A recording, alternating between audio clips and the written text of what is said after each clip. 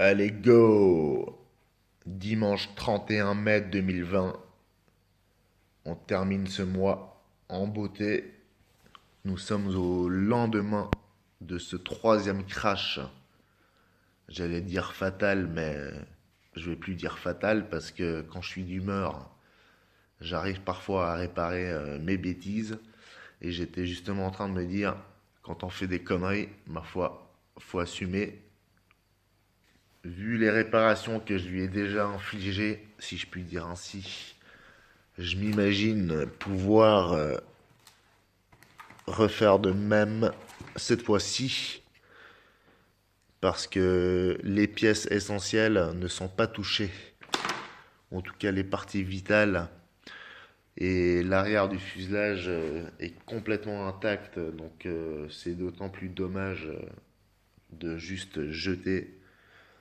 Je veux bien générer des déchets, mais les déchets, moi, je peux les faire voler aussi. Donc je me tâte.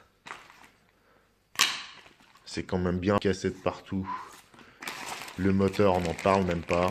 Les câbles d'alimentation se sont carrément arrachés à la base. Donc le moteur, lui, c'est sûr que bye bye.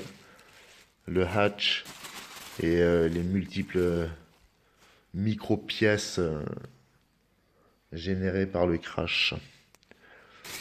Enfin bon, dans les parties en plastique, rien n'est cassé à part le firewall et les petites baguettes qui sont censées être des haubans. Alors les haubans ou les pièces de rechange de manière générale pour cet avion sont hors stock ou n'existent même pas. Je vais devoir fabriquer les haubans et improviser. Toujours dans l'idée bien sûr d'éventuellement réparer cette épave. Est-ce que ça vaut la peine? L'avion vaut 280 balles neuf, a volé une quinzaine de fois et s'est craché méchamment 3 fois. Peut-être qu'une nuit de plus me donnera les bons conseils.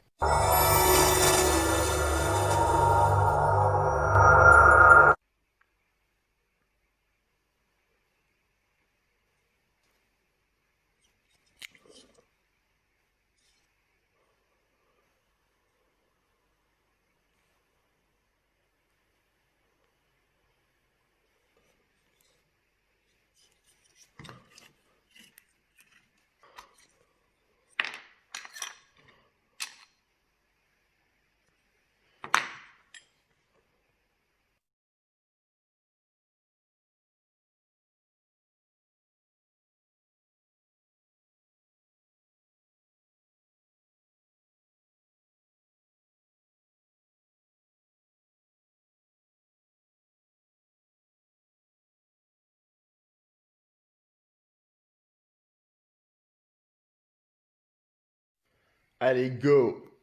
13 juillet 2020, il y a un petit orage passager, on en profite pour avancer dans les travaux. PA18, comme je disais tout à l'heure, je suis très sceptique et je suis d'autant plus maintenant que j'ai tout répertorié au niveau des pièces, notamment cassées. Je dis notamment cassées, mais tout est cassé en fait, hein. Toutes les pièces qu'on voit ici à l'écran, c'est de la casse. Et voyez l'état de mon pauvre PA18. Troisième crash. On avait fait un premier crash lors de son maiden flight. Ensuite, je me suis retrouvé dans un arbre. Je remercie mon frère au passage qui a eu le courage de le récupérer à 3-4 mètres de hauteur. Et là, troisième crash, vraiment méchant. Parce qu'il a eu le malheur de tomber d'une quinzaine de mètres de haut suite à une coupure moteur. Je lui avais mis une Stizas 2600 mAh, mais j'avais oublié de changer la minuterie, et donc l'accident. J'ai fait une modif moteur. Je l'ai monté en 5 et 6S. En tout cas, là, je peux vous dire, ça change. C'est très différent du 4S. Mais ça, vous l'avez déjà vu. On passe à la réparation, à la tentative. Parce que là, vous voyez par vos propres yeux à quel point, franchement, c'est désespérant. Mais moi, j'ai un projet à finir. Je voulais absolument expérimenter ce largage d'UMX ou de petit avion. L'idée serait donc de l'emmener ici, à la hauteur des ailes. Voilà. Bon, de toute façon, comme ce sera un avion d'expérimentation, on se donnera un maximum pour la réparation. Et on va pas se casser la tête non plus. Je vais essayer de relever le défi. Comme dit à l'instant, je souhaite faire cette expérience de remorquage ainsi que de largage d'UMX. Go! Airless 69 RC, on est dans la Airless Hut. N'oubliez pas de vous abonner, d'activer la cloche de notification et un petit pouce en l'air si ça vous a plu, bien entendu. Pour voir l'évolution des travaux, j'ai donc recollé cette partie qui était sectionnée là. Ça allait jusqu'ici, donc j'ai dû dégager le scotch pour pouvoir aller en profondeur.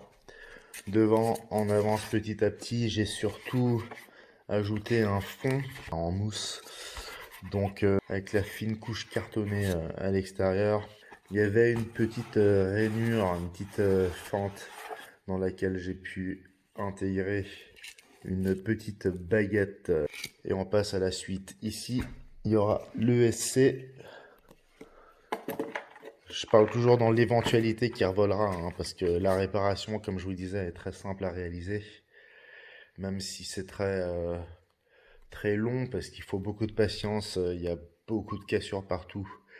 Des micro-cassures, machin, donc il faut attendre step by step que chaque partie soit collée. Et voilà donc où l'ESC atterrira. Il y aura un socle pour l'accueillir, celui qu'on vient de poser. Et donc j'arrive juste en dessous de la fente de la rainure qui va recevoir un plateau pour la lipo. Voilà, donc le support lipo il est là. Et il y aura les sangles comme ceci. Et donc voilà, le plateau il va jusque là je pense, ou je le ferai arrêter là même. Quoique pour consolider, peut-être que ça vaudra la peine d'aller jusqu'au bout. De toute façon je vais pas l'exploiter ça. Et là il y avait le petit trou prévu pour l'interrupteur, puisque c'est un ESC 60 ampères de chez eFlight. Ils mettent des interrupteurs. Donc comme je l'avais mis à l'origine, je le remettrai cette fois-ci. Voilà, en ce qui concerne l'avant, ça va être sans doute la partie la plus simple. La plus simple entre guillemets, hein, parce qu'il va falloir malaxer, il va falloir reformer. Je crois que je vais me faire ça au sèche-cheveux. De toute façon, il y a une météo à sèche-cheveux. Go, on continue. Bon allez, on est 1 heure après. On a posé le socle. On a laissé dans la partie inférieure ou intermédiaire l'ESC qui est condamné à jamais. Donc on a réussi à avancer un petit peu au niveau de la paroi. On a stabilisé sur les côtés. On a mis les dernières bandes de scotch sur la première partie du chantier, puisque la colle appliquée en premier lieu a bien séché et en même temps a permis à l'avion de reprendre sa forme plus ou moins initiale. Enfin, c'est pas une banane, j'ai veillé à ce que cela reste au plus droit. Voilà. Next. Bon allez, petite séquence firewall, rapidos. Je viens d'insérer un petit peu de colle ultra rapide, ultra puissante pour sécuriser les vis une fois à l'intérieur. Je me suis pas trop embêté. Certains se souviennent sans doute de la modification du môle que j'ai passé en 6S avec un firewall en bois épouvantable. Là, c'est à peu près pareil, mais un peu mieux découpé. Voilà. Et ça va venir là-dedans. Hop. Bon, du coup, j'ai pris un moteur 4S qui me restait de chez eFlight. Il fallait que je change l'axe. Je suis bien content. Tout est nickel. Tout fit parfaitement. Il n'y a plus qu'à visser et installer le moteur et ensuite on referme. Nice. RLS 69 RC est resté accroché.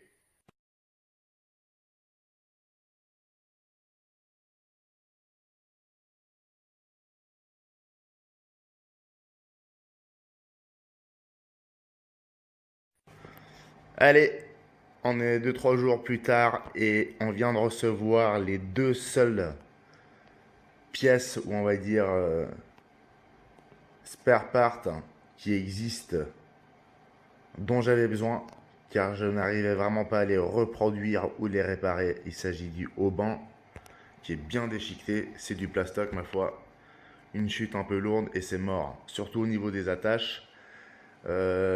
Également, lors de l'impact, la mousse forcément se froisse en quelque sorte, se comprime et les autocollants ramassent.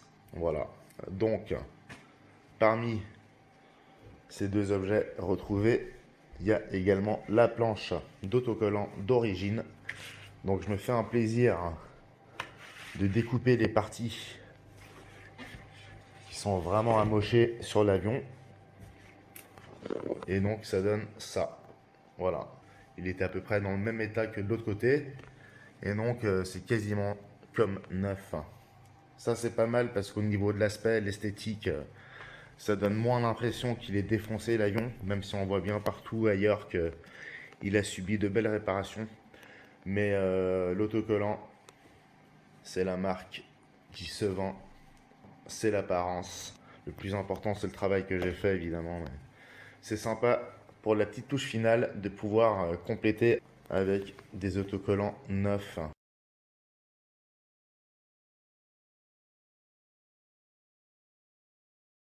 Voilà, donc autocollant et haut-banc que je pouvais ni récupérer ni réparer. C'est nickel. Ce PA18 a fait 2 vols de nuit et on se souvient bien, vous pouvez voir les vidéos sur ma chaîne. On a une petite bandelette à LED verte qui traverse le fuselage. D'ailleurs, je l'ai réinstallée maintenant. Elle est très longue, elle fait 1 mètre, donc elle va en tout cas jusqu'aux 2/3 du fuselage. J'arrive pas à l'enfoncer plus loin depuis ici, mais ça le fait pas mal. J'ai fait un test.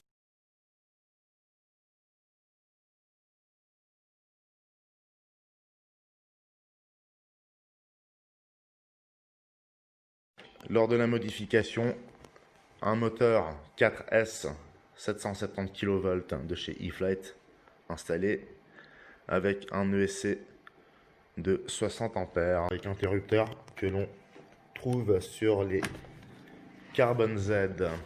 Voilà. Bon ben tout est dit. Ça m'a pris quelques jours, ou on va dire quelques heures, mais sur plusieurs jours. Il fallait prendre le temps de tout laisser sécher. Le museau a bien été récupéré. Il est solide. Là, franchement, s'il y a un nouveau crash, c'est le reste de l'avion qui pète. Bien évidemment, dû à ces nombreuses chutes, des cicatrices, des pansements, le dessous des ailes, très moche. On le voit pas trop à l'écran, mais en réalité, ça va être recouvert par des petits aigles ou je ne sais quoi. Donc voilà, on termine ça et l'avion est reparti. Cette fois-ci en mode expérimental avec un avion de type UMX comme je disais tout à l'heure pour un éventuel largage là-haut. Allez, ça s'arrête ici. Vous le verrez avec les haubans sur la piste. On termine tout ça.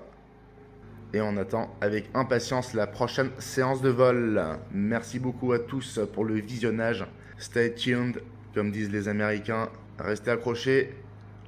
Abonnez-vous au passage, un petit pouce en l'air s'il vous plaît si vous avez kiffé. Et bien entendu, n'oubliez pas d'activer la cloche de notification. Yeah, à bientôt. RLS 69 RC, nice.